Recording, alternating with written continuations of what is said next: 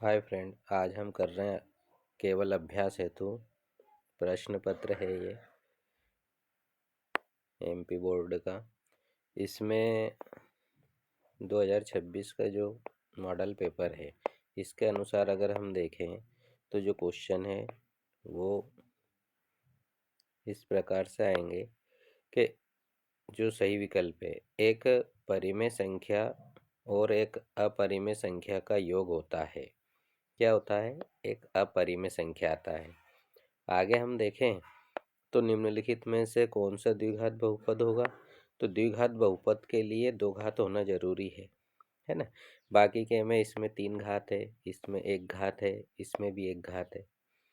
अगला देखेंगे तो अगर हम देखें इसको तो बिंदु P जो है उसमें XY दे रखा है कि मूल बिंदु से दूरी, तो हम मूल बिंदु क्या मानते हैं? 0 0 वो मान लिया। तो हम दूरी के सूत्र से अगर हल भी करते हैं तो ये 0 0 रहता है, तो इसलिए क्या आ जाता है? सिर्फ XY बचता है स्क्वायर में करनी के अंदर, तो ये x square plus y square हो जाएगा।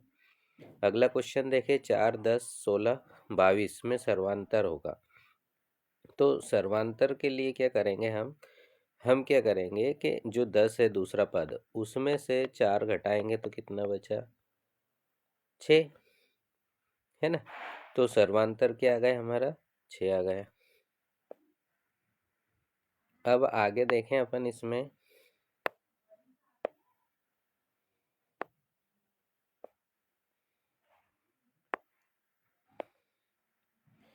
द्विघात बहुपद दे रखा है शून्यकों का योगफल। अब शून्यकों का योगफल जो फार्मूला रहता है वो रहता है अपना -b/a। अगर देखा जाए तो b वाला मान x के सामने रहता है और एक्स स्क्वायर वाला रहता है वो a रहता है। तो -6/3 तो कितना जाएगा? -2। तो -2 आंसर रहेगा इसका, b वाला। इस प्रकार अगर हम आगे देखें तो इसमें जो रेखिक समीकरण जो दे रखी है अद्वितीय हल होगा। अगर अद्वितीय हल होगा तो अद्वितीय हल की कंडीशन रहती है a1/a2 बराबर नहीं होता है b1/b2 के। ये हमारे सही विकल्प हो गए।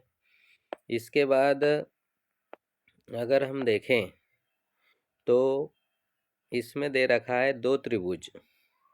क्या लिखा रहा है? दो त्रिभुज जिनके आकार समान हो परंतु माप समान ना हो तो समरूप कहलाते हैं। क्या कहलाते हैं? समरूप। ठीक है। प्रेक्षक की आंख और प्रेक्षक द्वारा देखी गई वस्तु को मिलाने वाली रेखा दृष्टि रेखा।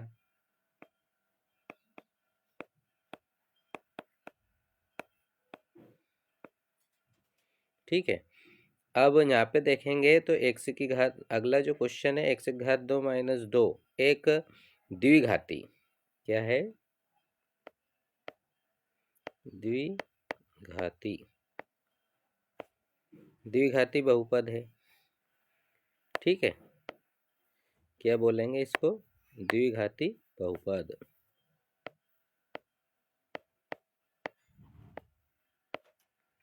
अगला जो क्वेश्चन है, एक द्विघात समीकरण में चर की अधिकतम घात होती है।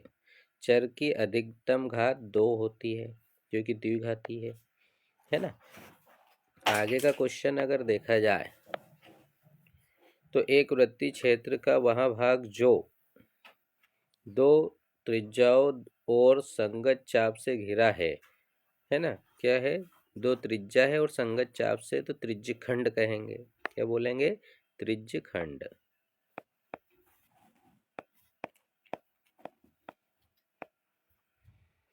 आगे का क्वेश्चन देखा जाए तो उन्नयन कोण बनाने की स्थिति में देखा जा रहा है कि बिंदु क्षैतिज से तो ऊपर ऊपर रहेगा, तभी तो ऊपर देखेंगे, और उन्नयन कोण तभी बनता है ऊपर की ओर देखने पर, है ना। आगे का क्वेश्चन अगर अपन करें, सर्वांगसम त्रिभुज या सर्वांगसम आकृतियां क्या होती है? समरूप होती है। ये सत्य है। एक्स वाई बिंदु दे रखा है, एक्स अक्ष से दूरी 0 होगी, यह सत्य हो गया। किसी वृत्त में त्रिज्यखंड और वृत्तखंड समान होते हैं? नहीं, क्योंकि त्रिज्यखंड चाप द्वारा बनता है और वृत्तखंड जीवा द्वारा बनता है। अगर और आगे देखा जाए तो अगला जो क्वेश्चन है, वृत्त के किसी बिंदु पर स्पर्श रेखा बिंदु से जाने वाली त्रिज्या के समांतर होती है? असत्य, क्योंकि लंब होती है ये। किसी वृत्त के किसी व्यास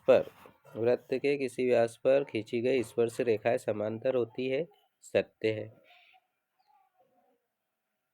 केंद्रीय प्रवृत्ति के तीनों मापकों का ये सूत्र ही है, 3 माध्यक बराबर 1 बहुलक और प्लस 2 माध्य। सत्य है ये।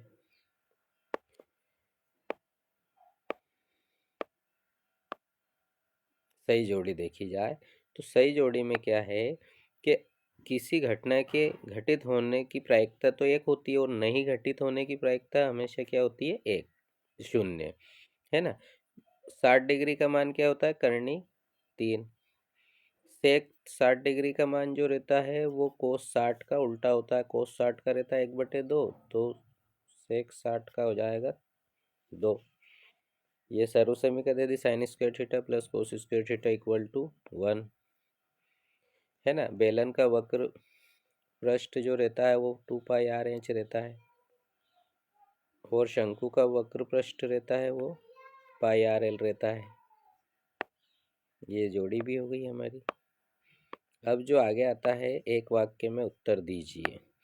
इसमें लिखा रहा त्रिज्या जो r है और कोण p डिग्री दे दिया। कोण वाले वृत्त के त्रिज्यखंड का क्षेत्रफल अगर हम देखें तो यहाँ पे p कोण रखा जाएगा, नीचे आ जाएगा 360 और इनटू में आ जाएगा क्षेत्रफल है तो पाई r, कैपिटल R त्रिज्या दी है तो पाई r स्क्वायर हो जाएगा। ठीक है, ये बटे में है। द्विघात समीकरण के लिए द्विघाती सूत्र अगर देखें अपन तो द्विघाती सूत्र रहता है x बराबर -b प्लस माइनस करनी के अंदर b² -4ac और बटे में पूरे के आता है 2a, है ना। ये द्विघाती सूत्र है, श्रीधराचार्य सूत्र बोलते हैं इसको।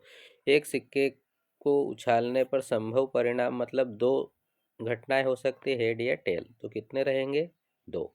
मूल बिंदु के निर्देशांक क्या रहते हैं? 0,0, x भी 0, y भी 0। वृत्त की छेदक रेखा की परिभाषा अगर देखी जाए तो मैं बोल रहा हूँ यहाँ पे, वृत्त की छेदक रेखा वृत्त को वह रेखा जो वृत्त को 2 बिंदुओं पर प्रतिच्छेद करती है, वृत्त की छेदक रेखा कहलाती है।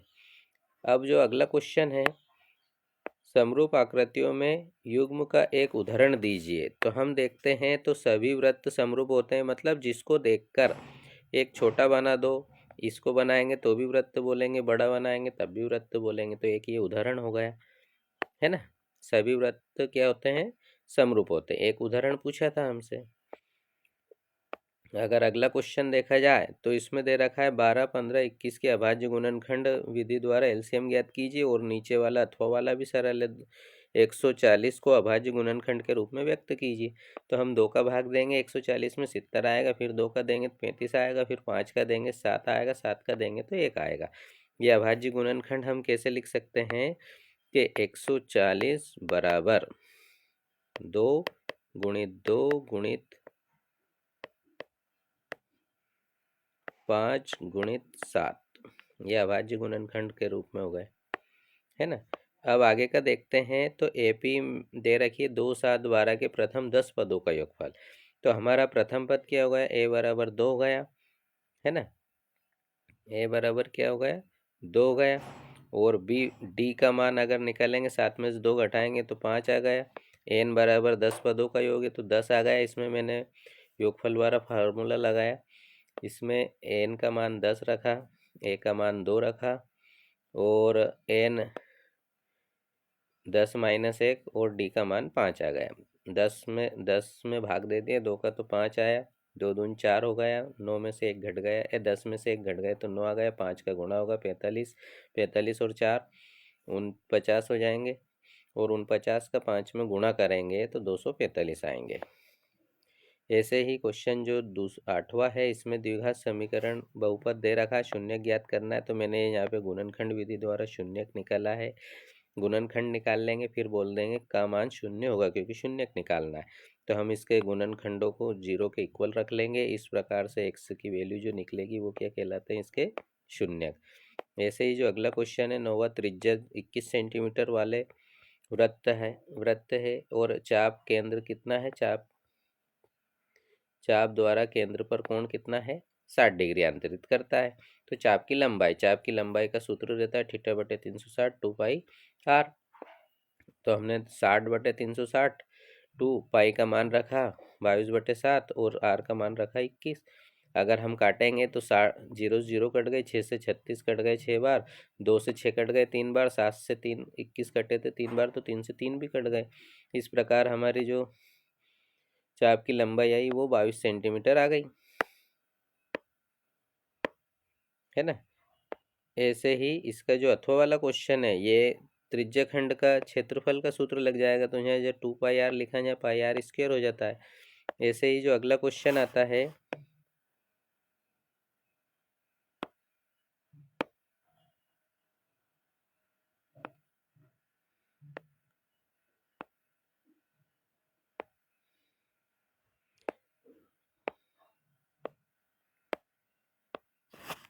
आगे अगर अपन देखते हैं इसमें, तो आगे का जो क्वेश्चन आता है वो है रैखिक समीकरण दे रखी, पार्ट 3 का है। इसको हम चाहे तो इसमें किस विधि से हल करना ये नहीं दे रखा है, तो हम चाहे तो इसको विलोपन विधि से डायरेक्टली हल कर सकते हैं। ठीक है। अब अगर हम देखें तो इसका अनुपात वाला भी अच्छे से संगत असंगत हल वाला, अगर हम देखें a1/a2 3/2 आएगा और b1/b2 आएगा हमारा 2/-3। तो ये भी संगत हल आएगा, क्योंकि इसमें ये रहता है अद्वितीय हल और अनंतता अनेक हल की कंडीशन जो लगती है उसको संगत हल बोलते हैं, और जो कोई हल नहीं की कंडीशन लगती है उसको असंगत हल बोलते हैं। ठीक है। अब इसमें आगे का जो 11वां क्वेश्चन है वो दे रखा है एपी का 4 9 14 19 के अगले दो पद लिखना है। तो हम अगर सर्वांतर डी का मान निकालते तो 5 आता है, तो 19 में 5 जोड़ेंगे 24, 24 में 5 जोड़ेंगे तो 29 आ जाएगा। ये दो पद हम लिख सकते हैं। ऐसे इसका अथवा वाला भी हम कर सकते हैं। सर्वांतर प्रथम पद और सर्वांतर पूछा है, तो प्रथम पद तो पहला अक्षर रहता है 3 आ जाएगा, और 15 में से 3 घटाएंगे तो सर्वांतर आ गया 12। ये भी सरल ही है। 12वां जो क्वेश्चन है त्रिभुजों के समरूप होने का प्रतिबंध। तो दो त्रिभुज समरूप होते हैं यदि उनके संगत कोण बराबर हो एवं संगत भुजाएं अनुपातिक हो या समानुपातिक हो, है ना। और आधारभूत अनुपातिक प्रमेय का कथन मैंने इसके अगले वीडियो में दे चुका हूं मैं। और यहाँ पे भी क्या रहता है कि एक त्रिभुज में एक भुजा के समांतर खींची गई एक सरल रेखा अन्य दो भुजाओं को समान अनुपात में विभाजित करती है ना। ये हम थेल्स प्रमेय का कथन लिख सकते हैं। आगे का जो क्वेश्चन आता है, बिंदु दे रखे हैं दो के बीच की दूरी ज्ञात करना है। तो मैंने यहाँ दूरी का सूत्र लगा के उसको हल करा है। तो इसके बीच की दूरी आई 12, मतलब 212 करनी के अंदर। ठीक है। अगर हम देखें अगला क्वेश्चन 14वां, तो इसमें पार्ट 8 से है। ये साइन ए का मान दे रखा है 3/5, तो हम के बराबर मान लेंगे और इस प्रकार हम समकोण त्रिभुज बनाएंगे। तो आधार हमें चाहिए, क्योंकि साइन का सूत्र लाल बटे कक्का से रहता है लंब बटे कर्ण। तो हम उसका आधार निकालना पड़ेगा। तो आधार निकालेंगे तो कितना आएगा, पाइथागोरस प्रमेय लगाकर 4 आएगा।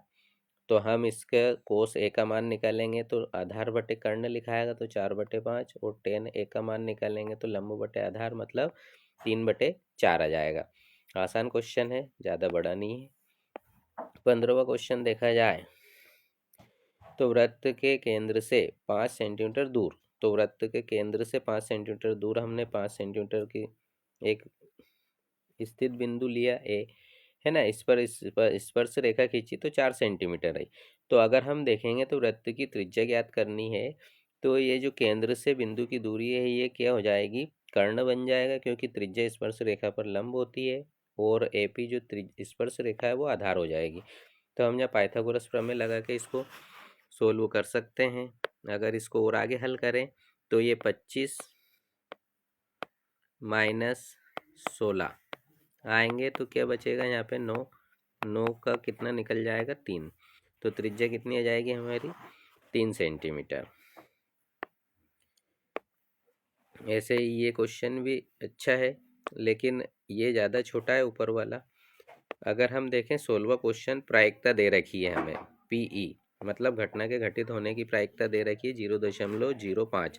तो E नहीं की प्रायिकता अगर हम देखें तो इसको अगर हम सोल्व करते हैं तो PE नहीं की प्रायिकता अगर निकालेंगे तो जो दोनों का योग रहता है वो एक रहता है। प्रायिकता घटित, किसी घटना घटित होने की प्रायिकता और घटित न होने की प्रायिकता का योग हमेशा क्या आता है, एक आता है। तो इसलिए हम एक में से अगर घटना के घटित होने की प्रायिकता घटाते हैं तो न घटित होने की प्रायिकता आ जाएगी।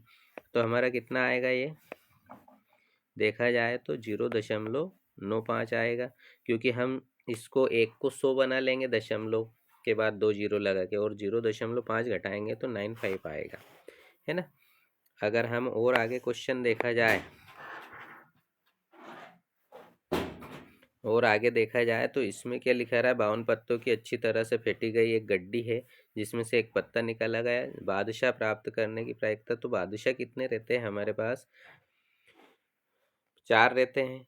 तो अनुकूल तो हो गए 4, और 4 पत्ते कितने रहते हैं टोटल 52, तो कितनी आ जाएगी प्रायिकता 1/13, है ना। ये डायरेक्ट लिखा है मैंने, बादशाह निकलने की घटना। अब अगला अगर क्वेश्चन देखा जाए, इसका अथवा वाला भी सरल है। 3 लाल, 4, 2 सफ़ेद और 5 काली गेंदें हैं, और एक गेंद निकाली जाती है लाल होने की प्रायिकता। तो हम सभी को जोड़ेंगे तो कुल हो गया, है ना। इसको भी मैं यहाँ पे बता देता हूँ, छोटा ही क्वेश्चन है। सभी को जोड़ेंगे तो कितनी गेंदें हो गई टोटल, 10 गेंदें, है ना। अब एक गेंद निकाली गई और वो लाल, तो लाल गेंदें 3 है टोटल, तो 3/10 आ जाएगी इसकी प्रायिकता। अगला क्वेश्चन अगर देखा जाए तो द्विघात समीकरण के मूलों की प्रकृति निकालना है। तो हम यहाँ क्या करेंगे, मूल की प्रकृति निकालने के लिए सिर्फ विविध कर निकाल लो, B² - 4AC। अगर इसमें मान रखेंगे तो -6 की घात 2 आ जाएगी, और 4, A का मान 2 है और C का मान 3 आएगा। तो ये 6 छंग 36 हो गए, और ये 2 तिये 6, 6 चुक 24 हो जाएंगे। 24, 36 में से 24 जाएंगे तो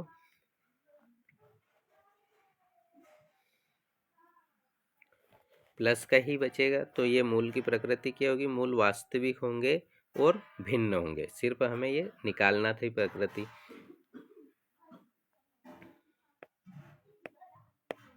12 बच जाएंगे प्लस के, तो मूलों की प्रकृति, ये 0 से बड़ा आता है तो मूलों की प्रकृति क्या होगी, वास्तविक और भिन्न। इस प्रकार हम इस क्वेश्चन को भी सोल्व कर सकते हैं, ज़्यादा बड़ा नहीं है। यहाँ पे मूल ज्ञात करना है तो इसको आगे हल करना पड़ेगा, तो इससे अच्छा है ऊपर कहीं मूलों की प्रकृति ज्ञात कर ले हम। दोनों एक जैसी सवाल है, अथवा वाला ज़्यादा बड़ा है, इसके आगे हल होगा। ऐसे ही क्वेश्चन आता है 19वां, धरती पर एक मीनार खड़ी है ना। अब धरती से एक बिंदु से, जो मीनार से पाद बिंदु से कितना दूर है, 15 मीटर दूर है। मीनार के शिखर का उन्नयन कोण 60 डिग्री है। मीनार की ऊंचाई ज्ञात कीजिए। बहुत ही सरल क्वेश्चन है, ज़्यादा बड़ा नहीं है, 9 पार्ट का है। इसमें अगर हम देखा जाए तो अपन ये एक मीनार खड़ी करते हैं, ये भी, है ना। इससे एक बिंदु की दूरी ले लेते हैं, 15 मीटर दूर है। अब यहाँ से अगर हम देखते हैं मीनार के शिखर को, तो ये 60 डिग्री का कोण बनता है। तो हमें मीनार की ऊंचाई ज्ञात करनी है, तो मीनार की ऊंचाई क्या मान लेते हैं, इंच मीटर। तो हम यहाँ पे किसका कोण सूत्र लगा देंगे, इस त्रिभुज में अगर चलते हैं तो हम टेन का फार्मूला लगा देते हैं। 60 डिग्री बराबर क्या रहता है, लंब बटे आधार, तो इंच बटे 15। 60 डिग्री का मान कितना आता है, टेन 60 डिग्री का मान जो रहता है वो करनी 3 रहता है, तो इंच बटे 15 आ जाएगा। 15 का तिर्यक गुणा हो जाएगा, तो इंच बराबर कितना जाएगा, 15 करनी 3 मीटर। ये आंसर आ गया हमारा, मीनार की ऊंचाई। यहाँ पे मैंने डायरेक्ट करा है इसे हल, है ना। हम लिख सकते हैं अच्छे से, माना कि मीनार की ऊंचाई AB बराबर इंच मीटर, भूमि से मीनार से दूर स्थित बिंदु P की दूरी BP बराबर 15 मीटर और बिंदु से मीनार के शिखर का उन्नयन कोण 60 डिग्री है। और फिर हम समकोण त्रिभुज ABP में हल करके इसको लिख सकते हैं, है ना। इसका अथवा वाला क्वेश्चन भी ऐसे ही आएगा। इसमें भी दूरी कितनी दे दी पाद बिंदु से 30 मीटर, 15 की जगह 30 मीटर लिख दो। शिखर का उन्नयन कोण 30 डिग्री, तो यहाँ पे 1/3 लगेगा, है ना, क्योंकि 30 डिग्री का कोण क्या रहता है, 30 डिग्री का मान रहता है 1/3। ऐसे ही अगर हम अगला क्वेश्चन देखें 20वां, ये भी बहुत छोटा ही दे रखा है, अपरिमेय संख्या सिद्ध करना है। तो हम क्या लिख लेते हैं, माना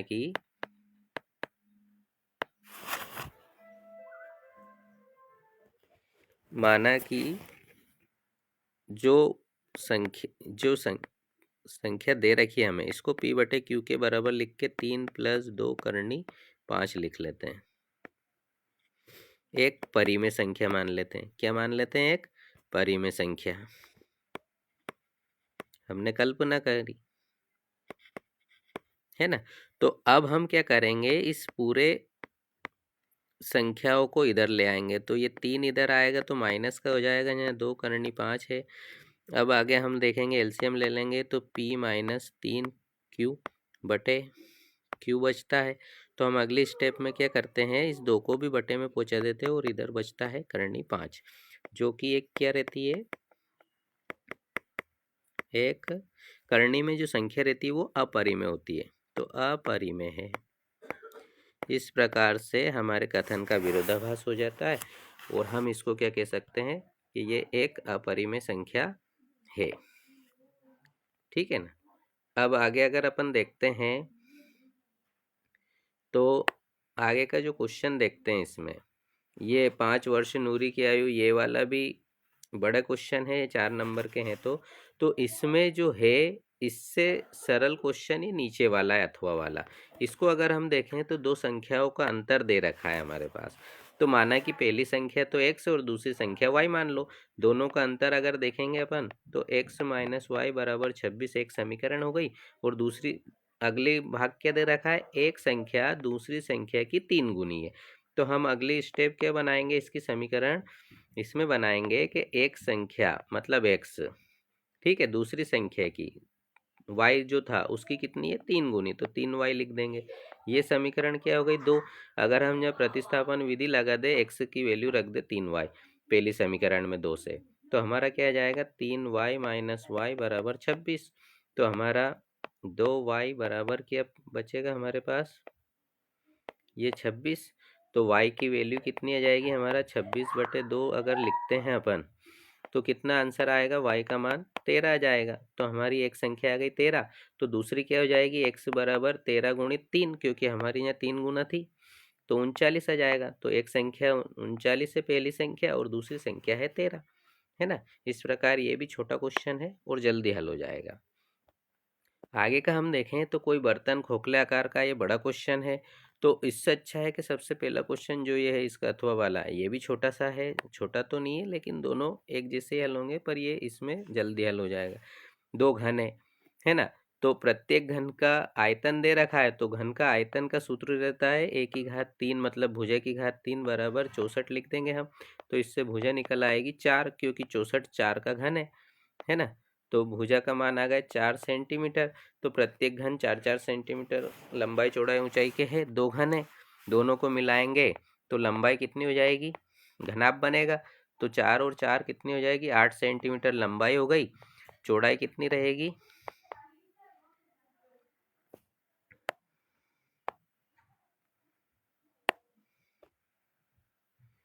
चौड़ाई जो होगी वो रहेगी, ये तो 8 आ जाएगी, चौड़ाई जो होगी वो 4 आ जाएगी और ऊंचाई जो होगी वो भी 4 आ जाएगी। इस प्रकार इसको हल कर सकते हैं अपन। किसमें क्या पूछा है, इसका पृष्ठीय क्षेत्रफल। तो पृष्ठीय क्षेत्रफल का सूत्र रहता है 2 लंबाई 8 गुणित चौड़ाई 4 प्लस चौड़ाई 4 गुणित ऊंचाई 4 प्लस ऊंचाई गुणित चौड़ाई लिख देंगे, लंबाई लिख देंगे। तो ऊंचाई 4 है और चौड़ाई है, लंबाई 8 है। इस प्रकार से हम इसको सोल्व कर सकते हैं। ये 2, ये 8 चौक 32 आएंगे, यहाँ 4 चौक 16 आएंगे और यहाँ पे 8 चौक 32 आएंगे, है ना। इस प्रकार से अगर हम इसको सोल्व करते हैं तो 32 और 32 64 हो गए, 64 और 16, 64 16 को जोड़ेंगे तो 80 आ गए, है ना। और 80 का गुणा करेंगे तो 160 वर्ग सेंटीमीटर आ जाएगा। क्या जाएगा? घन घनाभ जो बनता है उसका पृष्ठीय क्षेत्रफल। ठीक है। ऐसे ही जो 23वां क्वेश्चन है, इसमें साक्षरता दर प्रतिशत दर्शाती है और इसमें क्या पूछा गया है उस पर ध्यान देना है। इसमें पूछा गया है माध्य, है ना। अब इसका अथवा वाला भी देख लेते, उसमें क्या पूछा गया है। देखो इसमें मोहल्ले में 20 परिवारों का सर्वेक्षण है और इसमें बहुलक दर्शाया गया है। तो बहुलक क्या रहता है, इसमें ज़्यादा हमें जोड़ गुणा घटाव नहीं करना पड़ता है, बहुत ही आसान तरीकों में आ जाता है, आसान। तो अपन इसी को हल कर लेते हैं, है ना। तो इसके लिए क्या करते हैं, अपन आंकड़ों को जो तालिका है वो खड़ी लाइन में लिख लेते हैं अपन। अब इसमें आता है वर्ग अंतराल, है ना। कितना है डायरेक्ट लिख रहा हूँ यहाँ पे।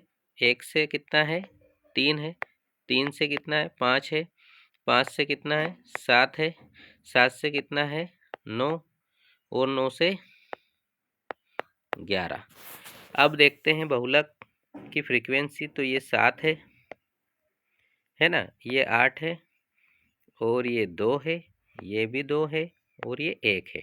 बहुलक में क्या रहता है, जो सबसे ज़्यादा बार आए उसकी फ्रीक्वेंसी को अपन मानते हैं F1। ये समझाने के लिए मैं पूरा हल कर भी रहा हूँ और समझा भी रहा हूँ साथ में। इसके ऊपर का हो जाता है F0, इसके नीचे का हो जाता है F2 और इसके आगे की जो ये निम्न सीमा रहती है इसको बोल देते हैं अपन L। क्योंकि बहुलक का जो सूत्र रहता है Z बराबर रहता है वो हमारा